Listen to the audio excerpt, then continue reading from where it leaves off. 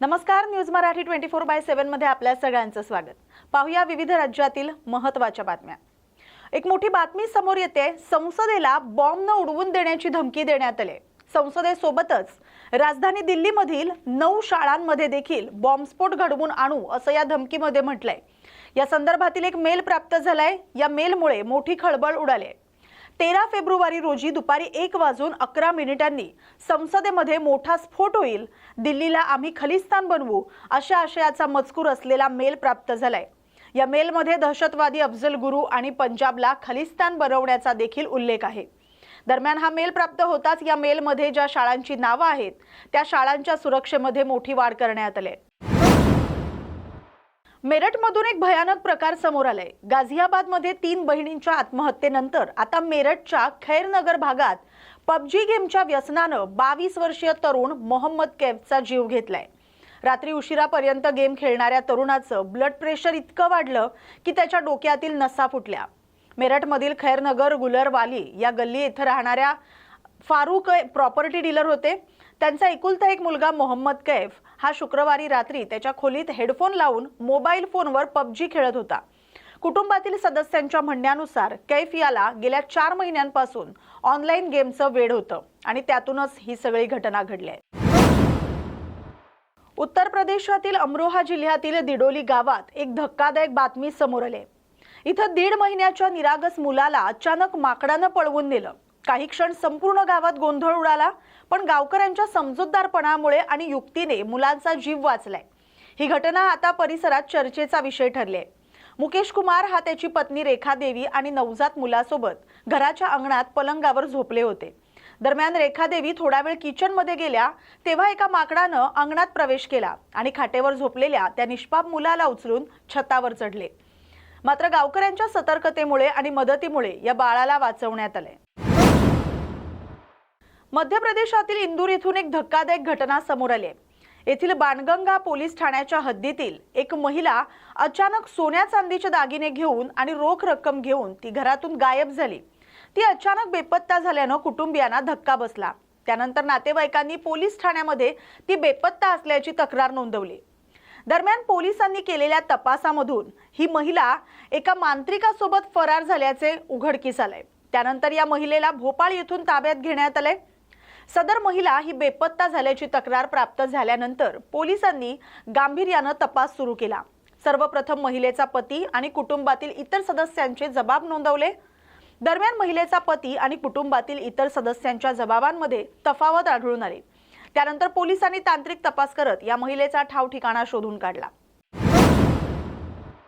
मल्हारगंज परिसरात राहणारी महिला व्यवसायानं अकाउंटंट आहे। तिचा पती बुद्ध किरण हा महालक्ष्मी नगरमध्ये एक मोठं पान दुकान चालवतो। वरकरणी हे दुकान सामान्य वाटत असलं तरी या दुकानाच्या आड तो कॉलेज तरुण आणि हॉस्टेलमधील विद्यार्थ्यांना गांजा आणि ड्रग्ज पुरवण्याचे काळे कृत्य करत होता। इंदूरच्या या धाडसी पत्नीनं आपल्या पतीच्या अवैध धंद्याला कंटाळून आणि त्याच्या जाचाला न जुमानता थेट पोलिसांकडे पुराव्यासह तक्रार केली आणि पतीची रवानगी थेट कोठडीत केली। या संपूर्ण प्रकरणाची सध्या संपूर्ण देशभरात चर्चा सुरू आहे। उत्तर प्रदेशचे वित्तमंत्री सुरेश खन्ना यांनी विधानसभेत राज्याचा 2026-27 या वर्षाचा ऐतिहासिक अर्थसंकल्प सादर केलाय। 9,12,696 कोटी रुपयांच्या या अर्थसंकल्पात महिला, शेतकरी आणि तरुणांवर विशेष लक्ष केंद्रित करण्यात आले। उत्तर प्रदेश आता ॲग्री एक्सपोर्ट हब म्हणून जगात ओळखला जाईल असा विश्वास खन्ना यांनी व्यक्त केलाय। योगी सरकारनं महिला सक्षमीकरणाच्या दिशेनं एक मोठं पाऊल उचललंय। आता मुलींच्या लग्नासाठी सरकारकडून 1 लाख रुपयांची मदत दिली जाणार आहे। याशिवाय मुख्यमंत्री सुमंगला योजनेचा लाभ आतापर्यंत 26.81 लाख बालिकांना मिळाल्याचं सरकारनं सांगितलंय। तरुणांसाठी 10 लाख रोजगाराच्या संधी उपलब्ध करणार आहेत।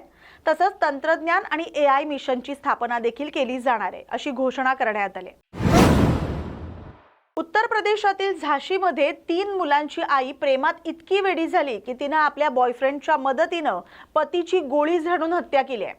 या हत्याकांडाचा खुलासा झाल्यावर सर्वांनाच मोठा धक्का बसलाय। महिला आणि संबंधित तरुणाची अवघ्या 6 महिन्यांपूर्वी फेसबुकवर मैत्री झाली होती, ज्याचं रूपांतर नंतर प्रेमसंबंधात झालं। यानंतर तिने आपल्या पतीला कायमच रस्त्यातून बाजूला केलं। 1 फेब्रुवारी रोजी झाशीमध्ये जगभान कुशवाह या ट्रेन वेंडरची हत्या झाल्याचं प्रकरण समोर आलं होतं। पोलिसांनी जेव्हा या प्रकरणाचा तपास सुरू केला तेव्हा हे प्रकरण अनैतिक प्रेमसंबंधातून घडल्याचं निष्पन्न झालं। जगभान हे चेन्नईमध्ये ट्रेन वेंडर म्हणून काम करायचे आणि त्यांची पत्नी आणि 3 मुली झाशीत राहत होते। कामामुळे जगभान बहुतेक काळ घराबाहेर असायचे आणि दर 3 ते 4 महिन्यांनी आपल्या कुटुंबाला भेटण्यासाठी ललितपूरला येत असत। या दरम्यान त्यांच्या पत्नीचे दुसऱ्या तरुणाशी प्रेमसंबंध जुळले होते। 2 वर्षांपूर्वी पोलीस ज्या महिलेच्या हत्येचं रहस्य उलगडण्याचा प्रयत्न करत होते ती महिला अचानक जिवंत असल्याचं आता समोर आलंय। ती महिला दुसऱ्या राज्यात एका दुसऱ्या व्यक्तीसोबत सुखानं संसार करत होती। कप्तानगंज पोलीस ठाण्याच्या हद्दीतील पिलखाय गावात ही सगळी घटना घडली। प्रियंका प्रजापती हिचं 2017 मध्ये संदीप सोबत लग्न झालं होतं। लग्नाच्या 8 वर्षांनंतर प्रियंका पतीवर रागवून लाखो रुपयांचे दागिने आणि मुलाला सोबत घेऊन माहेरी आली। त्यानंतर काही तासातच ती मुलासह माहेराहूनही निघून गेली।